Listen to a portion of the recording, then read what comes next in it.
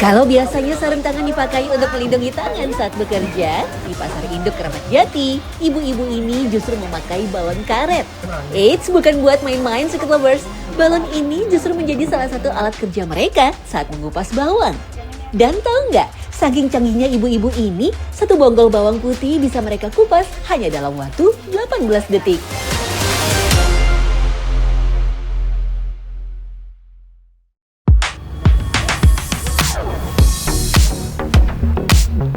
Di tengah padatnya aktivitas Pasar Induk Keramat Jati, Jakarta Timur, ada pekerjaan yang mungkin sering kita lihat, tapi jarang kita perhatikan. Buruh kupas bawang, ada yang bekerja berkelompok, ada yang sendiri, dan ada pula yang berjajar di sepanjang lorong pasar. Mereka bisa dengan mudah dijumpai di area los sayuran Pasar Induk. Salah satunya adalah Yanti. Ini dipotong ujungnya. Tuh kulit parinya dibuangin. Ya itu yang di pasar-pasar kecil, yang di itu buat bawang goreng. Wanita asal Purwodadi ini sudah sekitar 10 tahun bekerja sebagai pengupas bawang.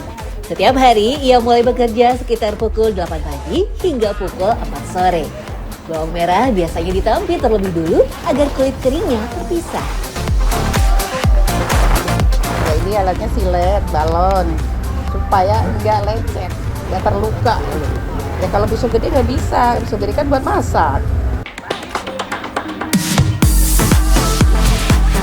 Cutter yang relatif lebih tajam dan tipis dianggap lebih memudahkan daripada pisau dapur biasa. Cutter juga mampu meminimalisir rasa perih pada mata pengupas karena sayatannya tidak menimbulkan goresan yang terlalu besar pada bawang. Tapi yang unik, alih-alih memakai sarung tangan, ibu-ibu ini memakai balon karet sebagai pelindung jari. Wah, kreatif banget. Ribet Kak, sarung tangan. Kalau balon kan gampang tuh, cuma gini doang. Kalau sarung tangan kan ribet. Kalau lagi bawang kering, sulit, susah dikupasnya. Kalau bawang basah mah gampang. Ya, balon dianggap lebih praktis karena hanya melindungi jari dibanding sarung tangan yang menutup telapak sekaligus. Tangan akan lebih mudah bergerak, tetapi ujung jari tetap terlindung. Bawang kupas biasanya akan terjual 8 sampai 10 ribu rupiah lebih mahal. Karena itulah pendapatan yang diperoleh Yanti pun tak seberapa. Hanya 3 ribu rupiah per kilogram. Satu-satunya cara mendapatkan upah yang layak tentu mengupas bawang sebanyak-banyaknya. Kalau khusus ngupas bisa 20 kilo bisa. Kalau bawangnya lagi bagus. Kalau kecil ya paling dapatnya dikit. Ya paling 15 kilo. Jika ditotal, satu hari seorang pengupas bawang bisa mendapatkan 60 sampai 70 ribu rupiah. Angka yang tentu tak bisa dibilang besar. Mereka biasanya bekerja dalam satu kelompok berjumlah 5 sampai 8 orang. Total yang dikupas bisa mencapai 150 kg sehari. Untuk membersihkan noda di jari dan tangan, mereka juga punya tips jitu, yakni mencuci tangan dengan air jeruk nipis. Pakai jeruk nipis biar nggak hitam. Jeruk nipis mengandung asam yang mampu mengikis dan mengangkat sel kulit mati maupun kotoran yang menempel di tangan. Caranya pun cukup mudah. Jeruk nipis digosok-gosok ke jari-jari tangan. Setelah itu tinggal disiram dengan air bersih. Tapi tak hanya bawang merah, pasar ini juga menjadi ladang rezeki bagi para pengupas bawang putih. Kebutuhan catering-catering besar, bumbu dapur giling, menjadikan bawang putih kupas sebagai salah satu komoditas paling laku. Meski sama-sama berjudul bawang, kedua rempah ini punya tips yang berbeda untuk mengupasnya.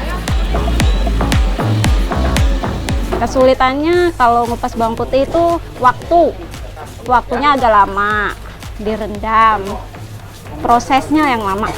Paling lama minimal 1 jam deh, supaya nanti gampang dikupasnya. Kalau langsung dikupas, nggak kuat di tangannya, terasa panas.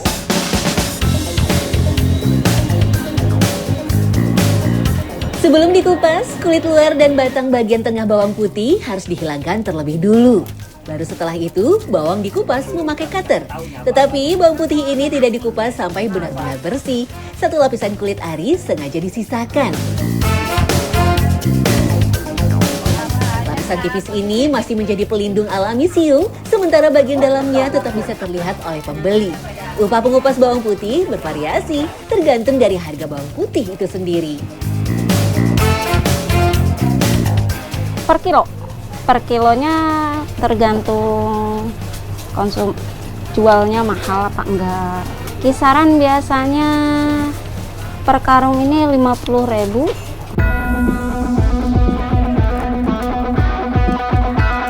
Rata-rata bisa mengupas bawang putih sampai 20 kg sehari. Lasmi menyebut dirinya cuma butuh 18 detik untuk mengupas bonggol bawang.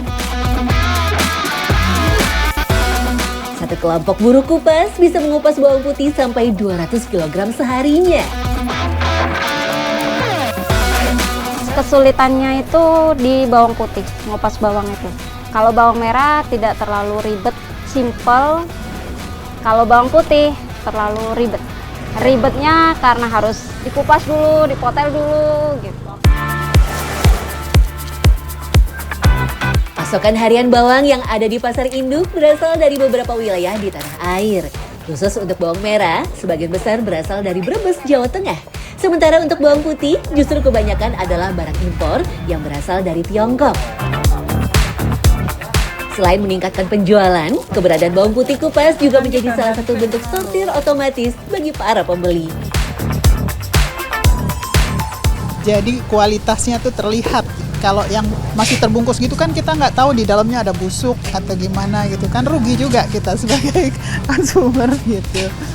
Sangat ngebantu sekali kalau udah dikupasin, lebih gampang masaknya daripada ini tinggal motong-motong, tinggal numisin. Meski tak ada sumber yang pasti menyebut, beberapa pedagang telah menjual bawang kupas sejak 15 tahun yang lalu. Dan dari situ pula muncul profesi baru, yakni buruh kupas. Ya kan permintaan pelanggan, Pak.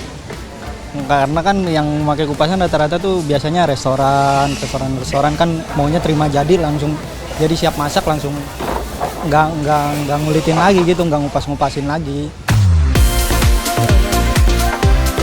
Menjadi salah satu mata rantai penting dalam aktivitas pasar, dari tangan-tangan terampil para buruh kupas bawang inilah komoditas bawang dapat segera dipasarkan ke berbagai usaha kuliner. Di balik aroma menyengat dan tantangan fisik, pasar bukan sekedar tempat bekerja bagi para buruh kupas. Lebih dari itu, pasar menjadi ruang yang memberikan peluang ekonomi dan harapan untuk kehidupan yang lebih baik.